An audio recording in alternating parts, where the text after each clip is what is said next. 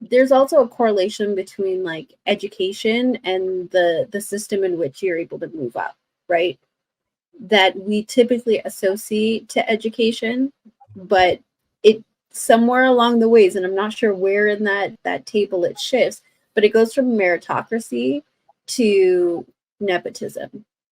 And because we don't have a whole lot of representation and people advocating for things like equal pay, moving up the corporate ladder, whatever it is, there will that pay disparity just continues to grow. Because if you're not one of the buddy buddies, like with the people at the top, you don't get the same benefits, right? So that's part of it.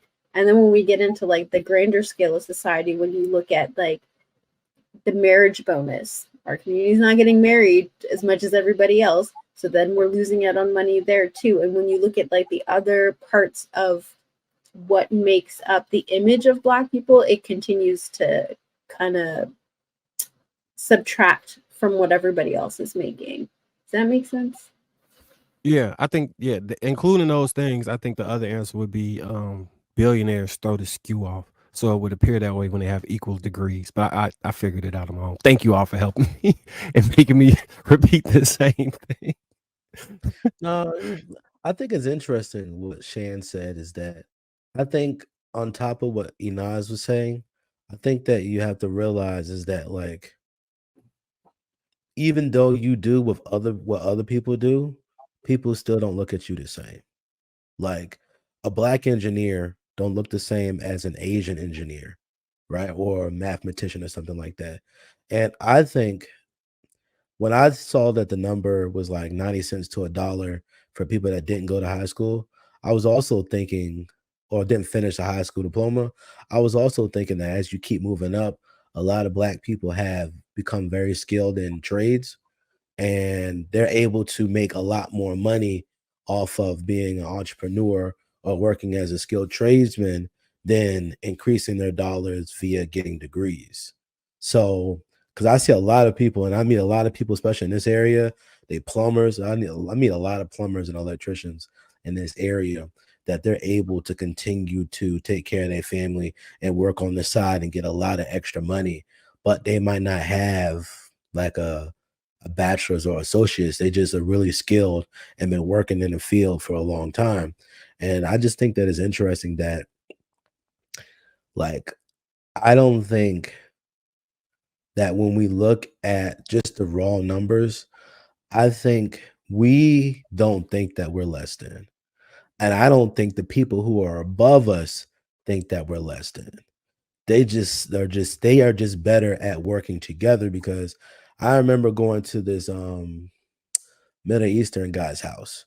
We had did a job with all his. He had this really nice house that was by the water, and he had a detached like building that was a pool, and it had 8 sliding glass doors around it. So we put in 8 sliding glass doors around this man's little side building. Every car he had in his little section was a BMW, a Benz, or it was just all these exotic cars, right? And I was just sitting here saying, and there was multiple people in the house, and he said he owned some sort of something. So that nepotism thing, like keeping things in the family, in the group, in the network, yo, a lot of other groups are a lot better. They seem a lot better at keeping things in the group and networking and to get higher income than a lot of black people. And I don't know how to fix it. If judging by the way that's set up, I would like to see if they could cross reference that to amount of people who are actual entrepreneurs that are successful with college degrees, because that may be the discrepancy. Because you obviously gonna make more when you work for yourself than when you work for somebody else. So maybe that has something to do with it. Like, so when I look at the stuff, I'm trying to figure out all the extra variances that could go in there. Because a lot of times you can paint a narrative with statistics that you can defeat if you understand the basis of the whatchamacallit. And that's not the defeat to say we're not in that position, because obviously the numbers are what they are. But in order to really dissect it and pull apart where we can improve it, or where we would have to see like more of the corresponding information in order to you know what I mean? Because if that said, the percentage of people who don't have high school degrees because they can't get hired anywhere else become entrepreneurs and say a trade, that would make perfect sense as to why that 90% was there. Well, would trade not mean college? Because I don't think so to get a trade, you don't go to so no, I'm not talking about a university. I'm talking about a college, like junior college. no, they be certificate programs and like you go through like an apprenticeship with the actual trade unions and stuff. I don't know. But some of it says some college. Don't you have to go to a college to get a certificate? You don't get no. No, Well, you there get hired off as a journeyman or something. Not all of in them. this area, you can go to community colleges and get certifications for electrical, plumbing, HVAC, and stuff like that. But they still after you get that associates, and it's kind of like a makeshift apprenticeship program that they put in the community colleges. So essentially, you go through this program, and you're basically an apprentice in this college course program, basically, and you kind of like do that, and then you have a choice to either continue as an apprentice, start working, becoming a journeyman and certified electrician or certified whoever.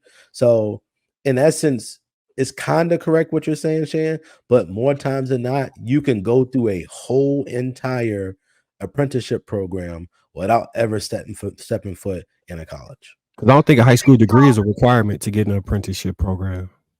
I don't think so. Let me just say this, because a plumber jumped in the comments and wanted to correct all y'all, and I made that comment mistake. Can you read this comment for? Because he wanted to set the record straight.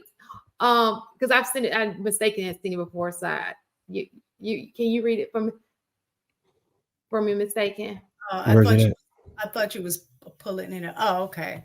Master plumber here, been in the trade 27 years. It's not that easy. It takes dedication to learn the trade.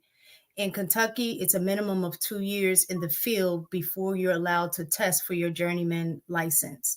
So if you pass the test, then it's another 2 years before you can test to become a master plumber.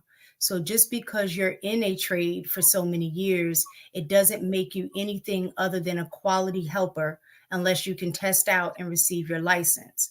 Nothing is given to you. You have to put in the hours, ask the questions, do the work with your own 2 hands, and gain the experience before you make the big money. So where were we wrong? Yeah. So we were not. So you were absolutely right. But I think that the reason why I put that on there, because we were talking about trades, and I just want to make it very clear, because I know a lot of times we throw out electrician, right? We throw out plumber, like it's this easy thing to be gotten, right? And I'm not saying you, I'm just saying we throw it out like it's this easy thing to be gotten. So I wanted to emphasize to people when they go into these are not easy tasks. We don't want a master plumber. It's not the same thing as a plumber assistant. A master electrician is not the same thing as an electrician assistant.